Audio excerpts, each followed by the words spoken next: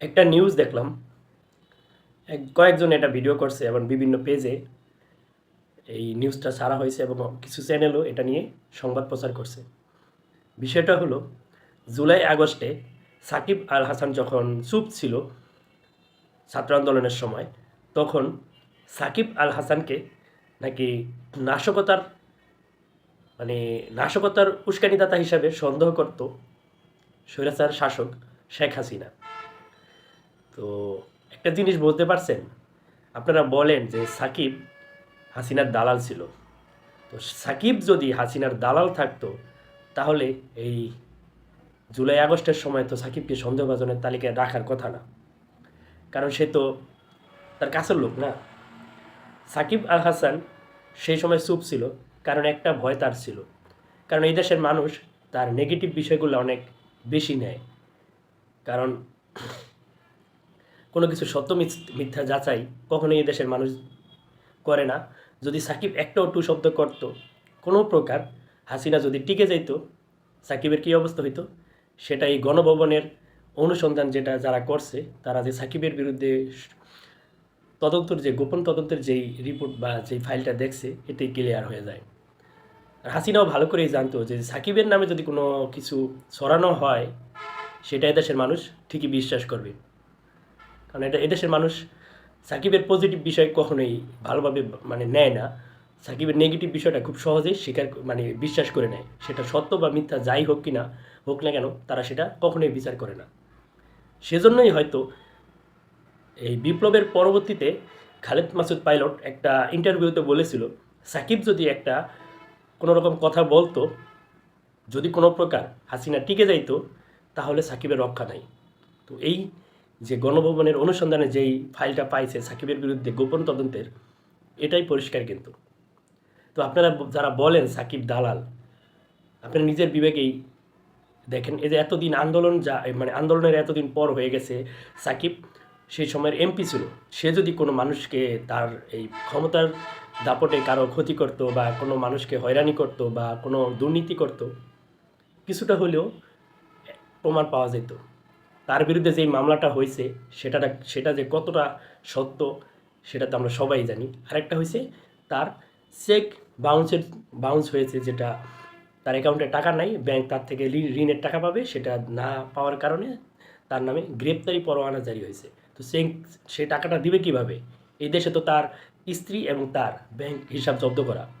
তো তার কারণ, আপনার এই ব্যাংক হিসাব যদি জব্দ করা থাকে, আপনার যদি লকারে আমি তালা মেরিয়া, আপনার যদি সিন্ধুকে আমি তালা মেরে দিই, তালা মেরে দিয়ে যদি আপনি আমার টাকা পয়সা কিছু দেন না, তখন এই কথাটা কি কোনো গ্রহণযোগ্যতা আসবে? বিষয়টা কিন্তু ওরকমই হয়েছে। সাকিব আল হাসান কাউকে সেটে বা দালালি করে তার এই অবস্থানে আসে নাই। সাকিবকে সবাই ব্যবহার করছে। সাকিব আল হাসানকে রাজনীতি মাঠে নিছে হাসিনা, তার নির্বাচনের এই যে প্রশ্নবিদ্ধ নির্বাচন, এটা বহির্বিশ্বে মানে গ্রহণযোগ্যতার কারণে, যেহেতু সাকিব আল হাসান বাংলাদেশের একমাত্র গ্লোবাল ব্র্যান্ড, তার একটা পরিস্থিতি আছে পৃথিবীতে। যে কয়টা দেশে খেলে, অনেক ক্রিকেট খেলে না এমন দেশও তার পরিস্থিতি আছে। সেটা অস্ট্রেলিয়া, নিউজিল্যান্ড ক্রিকেট খেলুড়ে দেশ থেকে আর্জেন্টিনার অক্রিকেটীয় দেশ যেটা আর্জেন্টিনা, সেখানেও সাকিবের কিছুটা পরিস্থিতি আছে এই ক্রিকেটের কল্যাণে। বা ওয়েস্ট ইন্ডিজ, কানাডা, অনেক অঞ্চলে সাকিবের পরিস্থিতি আছে। তো সেই সুযোগটাই কিন্তু শেখ হাসিনা কাজে লাগাইছে। তার এই দামি নির্বাচনটা সত্যতা এবং মানে গ্রহণযোগ্যতার কারণে সাকিবকে নির্বাচনে আসতে বাধ্য করা হয়েছে। আর সাকিবের মনে একটা প্রবল ইচ্ছা ছিল, সে তার এলাকার হয়ে কিছু কাজ করবে। তো জনপ্রতিনিধি প্রতিনিধি যদি না হয়, সেই কাজগুলো করা অনেকটা কঠিন হয়ে যায়। তার আরেকটা স্বপ্ন ছিল, সে যখন ক্রিকেট থেকে অবসরে যাবে, অন্তত 10,000 মানুষের একটা যেন কর্মসংস্থান এই দেশে সে করে দিতে পারে। তার এই সুদূর প্রসারী একটা চিন্তা ছিল। তারপর সে তার এলাকায় একটি বিশ্বমানের ক্যান্সার হসপিটাল করতে চাইছিল। তো এইসব ইচ্ছা পূরণের জন্যই সে জনপ্রতিনিধি হয়েছিল, যাতে তার ইচ্ছাগুলো, তার এই চাওয়াগুলা খুব সহজেই বাস্তবায়ন করতে পারে। কিন্তু এদেশে সেটা সম্ভব না, কারণ এদেশে সাকিবের মতো মানুষ ভ্যালু পাবে না। সাকিবের মতো মানুষ যারা স্ট্রেট ফরওয়ার্ড কথা বলে, কাউকে তেল দিয়ে চলে না, এই সমস্ত মানুষ কখনোই ভালোভাবে বিদায় বলতে পারে না বা সম্মানের সহিত যাইতে পারে না। এই দেশে ওই সমস্ত মানুষেরই মূল্য, যারা দালালি করে, যেই মনে করেন যে যেদিকে নৌকার ভাও, মানে একটা খাস বাংলা একটা কথা আছে, যেদিকে ভাও নৌকা সেদিকে তুমি বাও, মানে এরকম একটা বিষয় থাকে। ওই সমস্ত মানুষগুলাই কিন্তু জনগণের কাছে ভালো থাকে, যার কারণে যুগে যুগে এই দেশ থেকে স্বৈরাচার কখনোই বিদায় হয় না। স্বৈরাচার বিভিন্ন রূপে এই ইমোশনাল কথা বলে, ইমোশনাল ব্ল্যাকমেল করে এই জাতিকে, যেহেতু এই জাতিকে যদি কেউ একটু কান্না করে কথা বলতে পারে, সেই জাতির কাছে সে একদম ফেরেস্তা হয়ে যায়। তো সেই জিনিসটাই হাতিয়ার হিসেবে নেয় এই স্বৈরাচাররা। বিভিন্ন সময় বিভিন্ন যুগে বিভিন্ন রূপ ধরে আসে। আর সাকিবের মতো মানুষরা সবসময় অবহেলিত হয় আর অসম্মানের সহিতই দেশ থেকে বিদায় বলতে হয়।